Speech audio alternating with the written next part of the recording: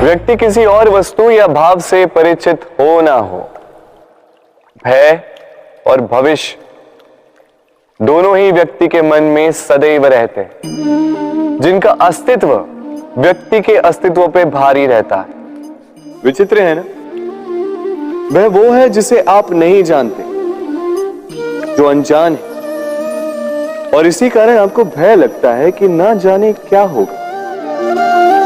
भविष्य वो है जो अब तक घटा ही नहीं, तो जो घटा ही नहीं उसके विषय में चिंता क्यों? आपके हाथ में है वर्तमान।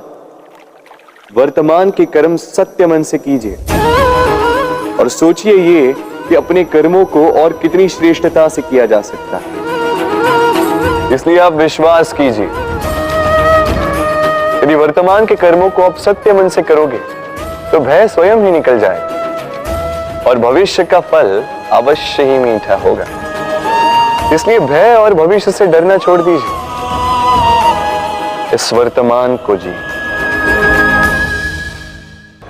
जीवन में हम कई लोगों से मिलते हैं। आप भी ऐसे कई लोगों से मिले होंगे जिन्होंने स्वयं को असफल मान लिया, निराश हो चुके, जिन्होंने ये स्वीकार कर लिया है कि इस जीवन में उनसे कोई कार्य हो ही नहीं पाएगा, वो कुछ कर ही नहीं सकते, किसी कार्य के वो योग्य ही नहीं। किंतु ऐसा नहीं, इस संसार में ऐसा कुछ भी नहीं है जो योग्य नहीं है। कोई ऐसा अक्षर नहीं है जो किसी मंत्र का भाग ना हो, कोई ऐसी जड़ी बूटी नहीं है जो औषधि ना हो, कोई ऐसा विष नहीं है जो समय आने पर अमृत ना बन जाए। और इसी प्रकार कोई व्यक्ति अयोग्य नहीं होता, उसे अयोग्य बनाती है उसकी सोच। इसलिए स्वयं को जानो, जान जाओगे कि आप क्या हो। अपने अंतर मन को जगाएं। आप देखेंगे कि जिस संसार की नींव ही बनी है आशा से, उस संसार में निराशा, हताशा और हार जैसा कोई भाव अस्तित्व ही नहीं रखता। कितना सुंदर पुस्तक है, सुंदर आवरण है, सजाए हुए पृष्ठ है।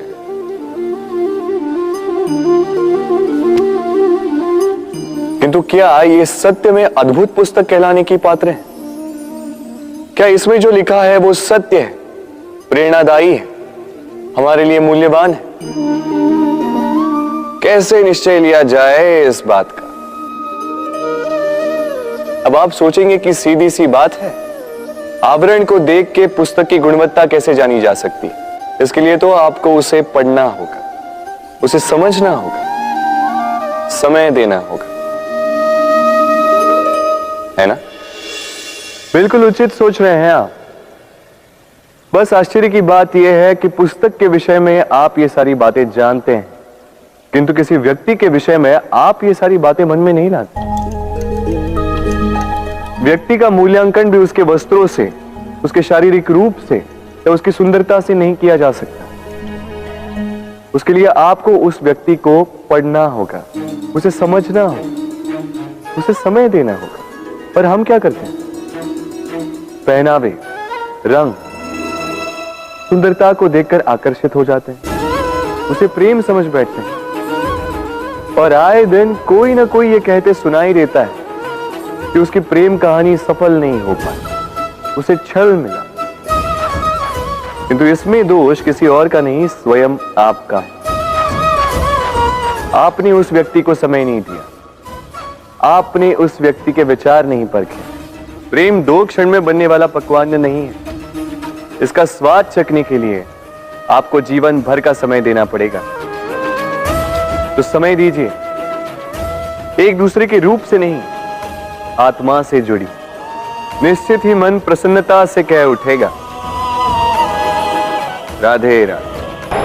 हम में ऐसा कोई नहीं होगा जिसने वृक्षों को ना देखा हो, वृक्षों पे इन पक्षियों को ना देखा, इनके घोंसलों को ना देखा, इन पक्षियों को अपने छोटे छोटे बच्चों को भोजन कराते ना देखा।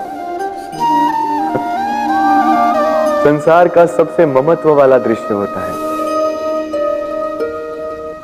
चिड़िया दूर से अपने चोंच में दाना भरकर लाती, स्वयं भोजन करने में असक्षम संतान की चोंच में डालती, स्वयं भूखी रहकर निस्वार्थ निश्चलता से। और जब संतान के पंख निकल आते हैं, वो उसे उड़ना सिखाती और उसके पश्चात उसे स्वतंत्र कर देती है अपना जीवन जीने के लिए। इस आकाश में उड़ान भरने के लिए। और हम मनुष्य क्या करते हैं? जिस संतान को हम पंछी की भांति पालते हैं, उसके पंख निकलते ही हम उसे बांध देते हैं, ये सोच के कि कहीं वो दूर उड़कर न चली जाए। ऐसा नहीं कि इस स्थिति में माता पिता को संतान से प्रेम नहीं है, अवश्य है, किंतु इसमें प्रेम पर मोह भारी पड़ जाता है, जो स्वयं अपने और संतान के भविष्य के बीच में बाधा बन जाता है। हम ये भूल जाते हैं कि हम केवल जन्मदाता है, भाग्य विधाता नहीं। तो जब प्रेम में मोह आ जाए तो वो प्रेम नहीं, स्वार्थ बन जाता है। इसलिए प्रेम को पास रखिए और मोह को दूर, क्योंकि जिससे प्रेम करते हैं उसका विकास नहीं रोका करते। प्रेम संसार का सबसे पवित्र बंधन है, पर सच पूछो तो ये बंधन से मुक्ति है, स्वतंत्रता है।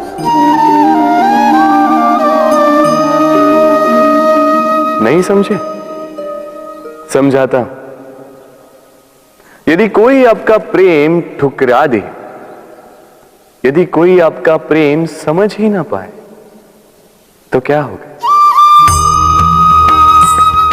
कुछ उदास हो जाएंगे, कुछ छल करके प्रेम पाना चाहेंगे, तो कुछ बलपूर्वक प्रेम पर अधिकार करना चाहेंगे।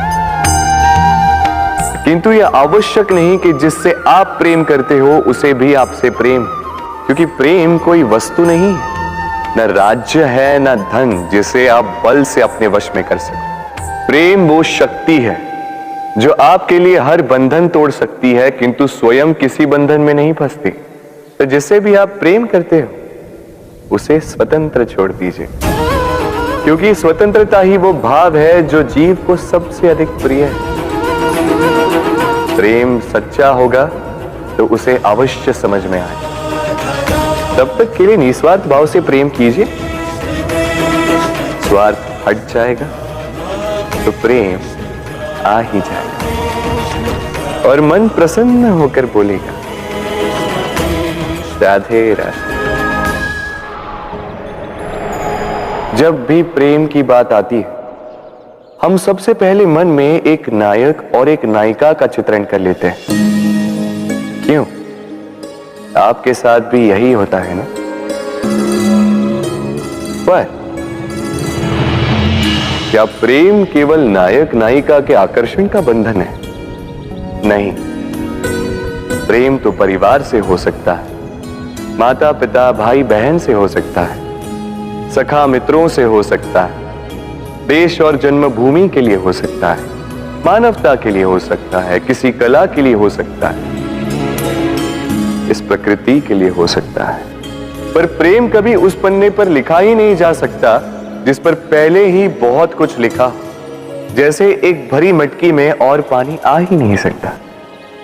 तो यदि प्रेम को पाना है तो मन को खाली करना होगा, अपनी इच्छाएं, अपना सुख सब त्याग कर समर्पण करना होगा, अपने मन से व्यापार हटा दो, तभी प्यार मिलेगा और मन